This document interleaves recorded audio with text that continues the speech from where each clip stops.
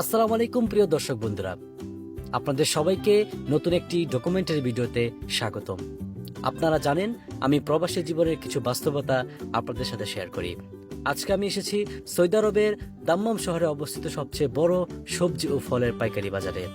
এই মার্কেট শুধু দাম্মামে নয়, পুরো ইস্টার্ন প্রভিন্সে সবজি ও ফলের প্রধান কেন্দ্র।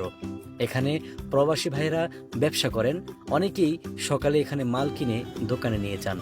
আমি আজকে সেই বাস্তবতা তুলে ধরার চেষ্টা করব। চলুন ঘুরে দেখি কিভাবে চলে এই বিশাল পাইকারি বাজার, কি দামে পাওয়া যায় টাটকা সবজি, আর প্রবাসীরা কিভাবে এখানে দিন যাপন করেন, দিন কাটায়, সেই ব্যাপারে আজকে তুলে ধরব। সাথে আছে প্রিয় ভাই সোহেল, তার জন্যই মূলত এই সবজি বাজারে আসা। ভাইরা, এখন আমি প্রবেশ করলাম দাম্মামের এই বিশাল সবজি বাজারে। সকাল সকাল এসে দেখি পুরো জায়গাটা একেবারে কর্মচঞ্চল। চারপাশে শুধু সবজি, ফল আর মানুষের ব্যস্ততা। এই জায়গায় প্রতিদিন ভোর 3টা থেকেই কাজ শুরু হয়ে যায়। বিভিন্ন জায়গা থেকে ট্রাক করে সবজি আসে, কেউ আনলোডিং করছে, কেউ বা দাম দর করছে। দেখে মনে হয় যেন একটা জীবন্ত মেশিন চলছে। এখানে শুধু খুচরা না, বড় বড় ব্যবসায়ী, রেস্টুরেন্ট, হোটেল সবাই এখান থেকে মাল নেয়। এক কথায় ইস্টার্ন প্রভিন্সের সবজি জগতের হৃদয় এটা। বন্ধুরা, এখন আমি ঢুকে গিয়েছি মূল সবজির লাইনে। এক একটা স্টলে এক এক রকম সবজি, আলু, পেঁয়াজ, কাঁচামরিচ, ধনেপাতা, শসা, গাজর, যা চান সবই আছে। এখানে আপনি 1 কেজি না, 1 বস্তা করে নিতে পারবেন। আর দামটা অনেক কম, কারণ এখানে পাইকারি দাম চলে। এই যে দেখুন, এখানে এক বাংলাদেশি ভাই ব্যবসা করছেন। জীবন খুব কষ্টের, যা প্রবাসে এসে বোঝা যায়। এই ভাইকে দেখুন কি কষ্ট করছে সে। টয়টা মার্কেটের নতুন খুলি, আসলে অনেকটাই পরিশ্রমিক একজন মানুষ। বন্ধুরা, বর্তমানে অবস্থান করছি পেঁয়াজের মার্কেটে। এখানে বিভিন্ন পেঁয়াজ বিভিন্ন দেশ থেকে ইম্পোর্ট করা হয়। সবচেয়ে বেশি চলে ইন্ডিয়ান পেঁয়াজ, তারপর যদি বলা হয় সৌদি পেঁয়াজ, এবং ইয়েমেনি পেঁয়াজও আছে। কি মুদির, কি অবস্থা?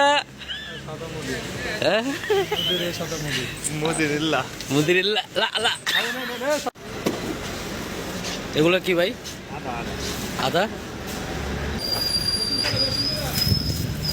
অবশেষে বন্ধুরা আমরা পেঁয়াজ নিয়ে নিলাম এবং আমাদের বড় ভাই সোহেল রানা বিল পরিশোধ করছেন। এরপর আমরা চলে যাব বন্ধুরা আলুর মার্কেটে। তার আগে একটুখানি লেবু কেনার বাকি আছে, চলুন লেবু কিনে আনি। আদা কাম ফুলুস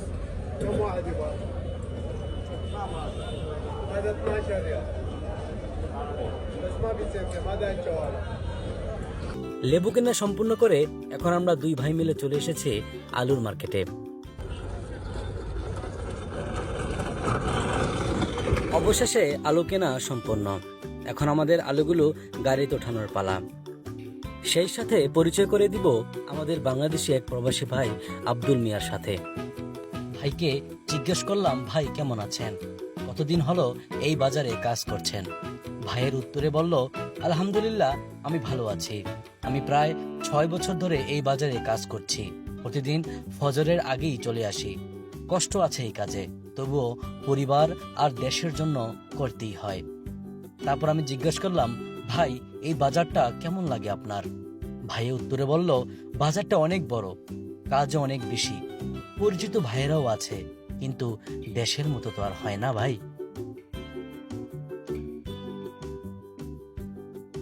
আব্দুল মিয়ার গল্প শুনে আমার হৃদয়টা ভেঙে পড়ে, মনটি খারাপ হয়ে যায়।